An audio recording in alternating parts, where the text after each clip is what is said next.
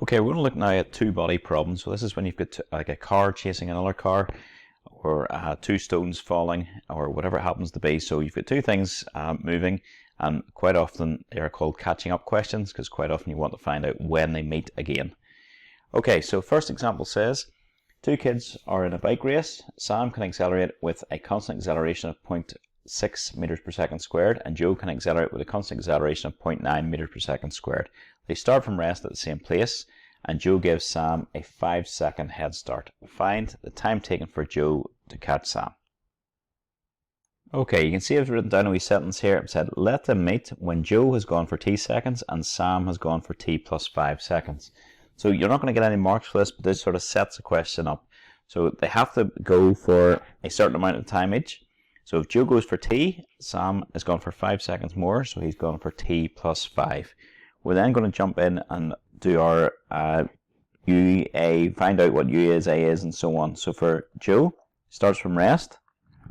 Acceleration is 0.9. T is equal to, and I've called it capital T, that was my time. S, I'm going to call it big S. So what we're going to do here is we're going to set this up, and we're going to use just S is equal to UT plus a half AT squared, which means big S is equal to, so U is 0, and so 0 times anything is just 0, it just disappears. Then we've got a half A, which is going to be 0.45 times big T squared. Okay, for Sam, same idea. U is equal to 0 for Sam. My A is equal to 0.6. My T is equal to big T plus 5.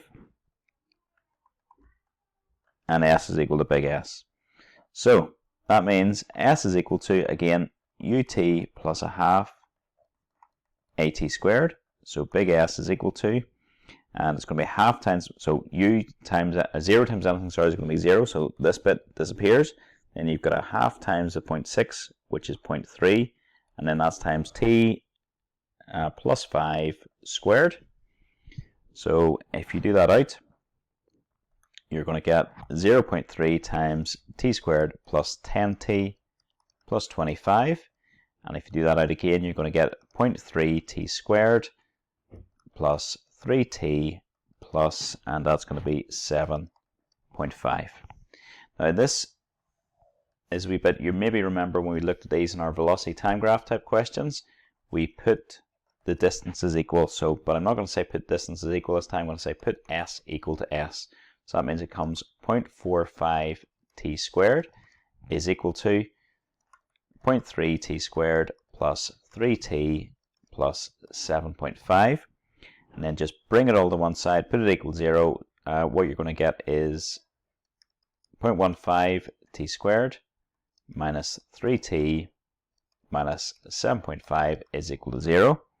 And then use your quadratic equation to get this. Then it's going to be 3 plus or minus the minus 3 squared plus or minus, sorry, minus 3 squared minus the 4AC. Let's get rid of that. So where were we? That was our minus 4AC, so 4 times the A, which is 0.15 times my C, which is minus 7.5, square root of that bit, all divided by 2A, so 2 times 0.15. So when you work it out, T is equal to 10 plus 5 root 6. I've clearly ignored the negative answer because you're not going to have a negative time. It's not going to make sense. So your answer, just give it as 2 decimal places, is 22.25 seconds, and that's to 2 decimal places. Okay, part 2 of this question says the speed of both cyclists when Joe catches Sam. So we've got to do this in 2 bits. I'm going to look at Joe, and then I'm going to look at Sam as well.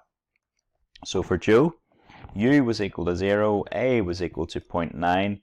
She was going for 22.25 seconds, and we're going to say V is equal to U plus AT. And if you fire that in, you're going to get your V is so 0 plus 0.9 times 22.25.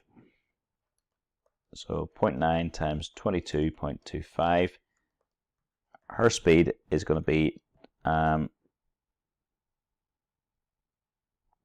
speed is going to be 20.02 meters per second. Likewise for Sam, it was U was 0, A for Sam was 0.6, and the T was 5 more than Joe, so it's going to be 27.25. Again, V is equal to U plus AT, so in this case it's going to be 0.6 times 27.25. I haven't actually worked that one out, so that's going to be 0.6 times 27.25.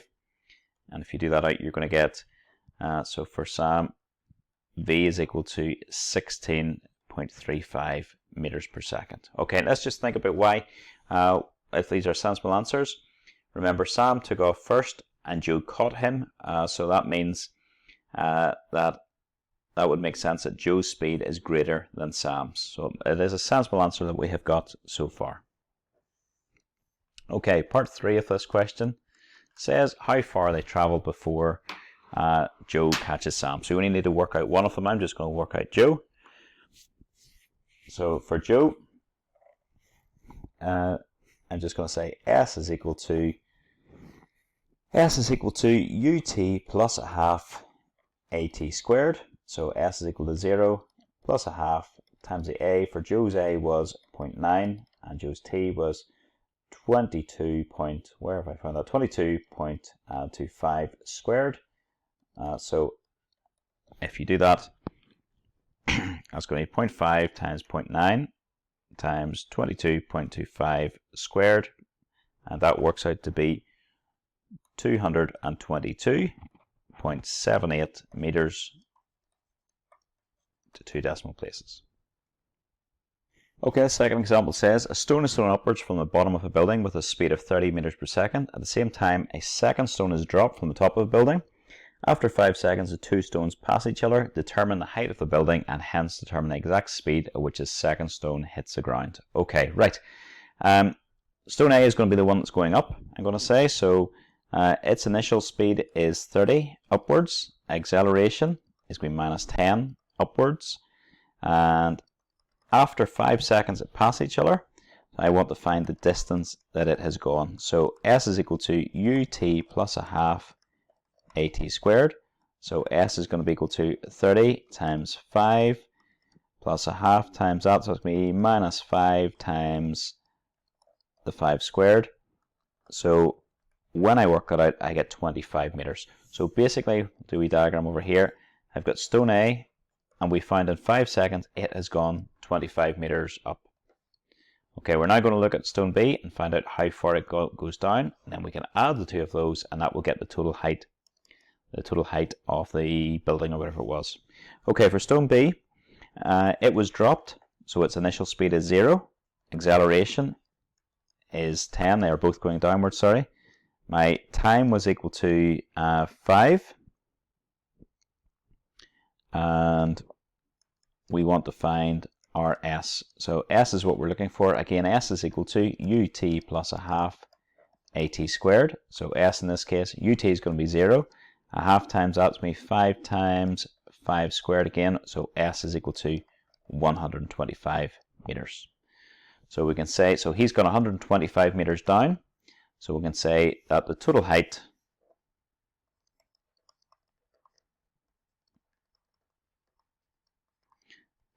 then clearly is going to be equal to 150 meters. Okay, I'm just going to pause the video, get rid of this diagram, make myself a bit of room. Okay, we're good to go again. It says determine the height of the building, done, and it says and hence determine the exact speed at which the second stone hits the ground. So we're going back to look at our old stone B here. So for stone B, its initial velocity was 0 downwards, acceleration was 10 downwards. We don't know the time for it to hit the ground, but we do know the distance now that it has to fall is 150 meters downwards, and we're looking for V, the exact speed. So we're going to use V squared. Sorry, I'll partition this off a wee bit so we can see where we're going. So we're going to use V squared is equal to U squared plus 2AS. So V squared is equal to 0 squared plus 2 times the 10 times the S, which is 150. So v squared is equal to, and that's going to be 3000, which means v is equal to the square root of 3000.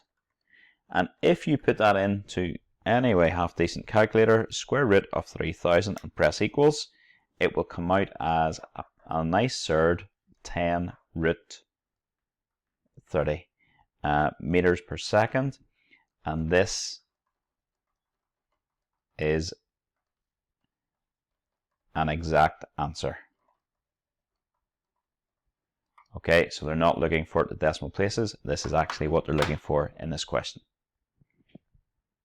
Okay, ignore my working out here for a minute. This example says at t equals 0, so that just means initially, a man parachutes out of a plane with a constant velocity of 20 meters per second.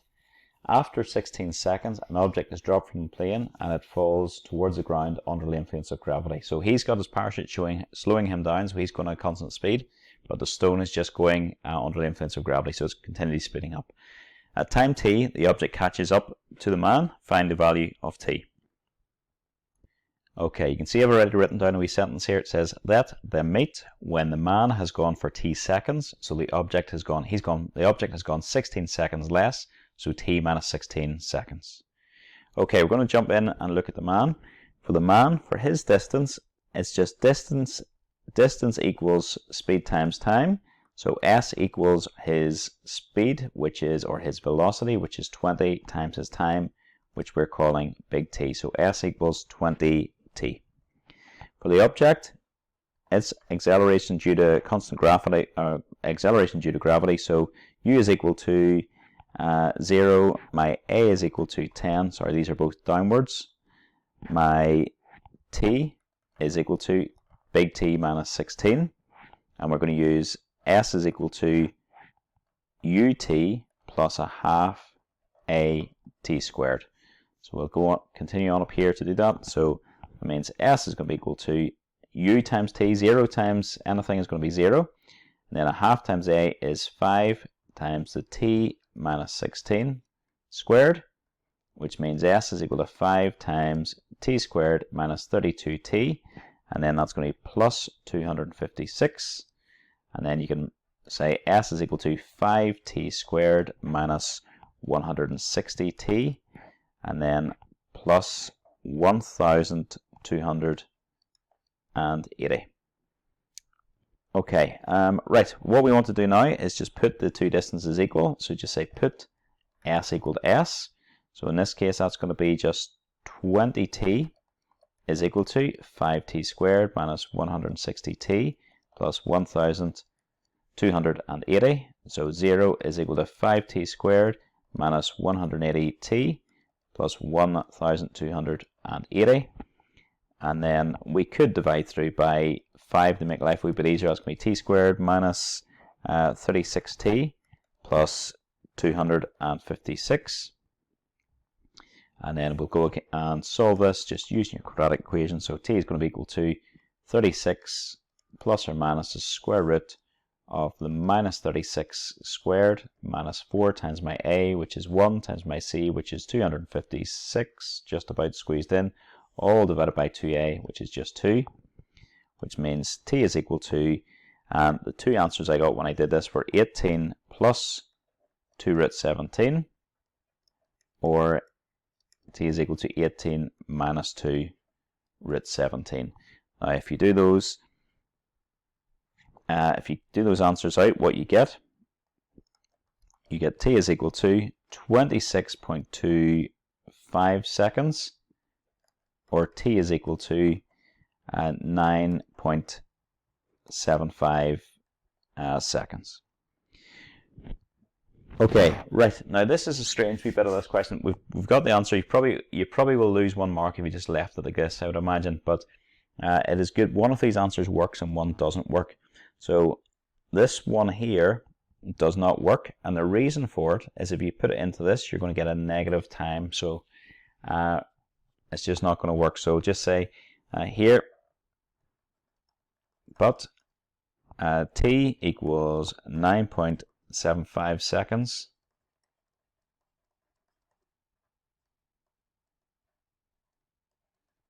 does not work. as 9.75 minus 16 is negative. Right, what this means, but it's not, it means really whatever you're going to get here, 9.75 minus 16, 9.75 minus 16, it really means like 6, that will give you minus 6.25, so minus 6.25 before we seconds would be where they would also be in the same place. It doesn't work in the real world really, but mathematically it makes sense really, but just ignore it because you just put it back into this equation, this value t minus 16, and gives a negative, and that's all we need to understand really. So here, so just tidy it up to say your answer is t is equal to 26.25 seconds, and that's us done.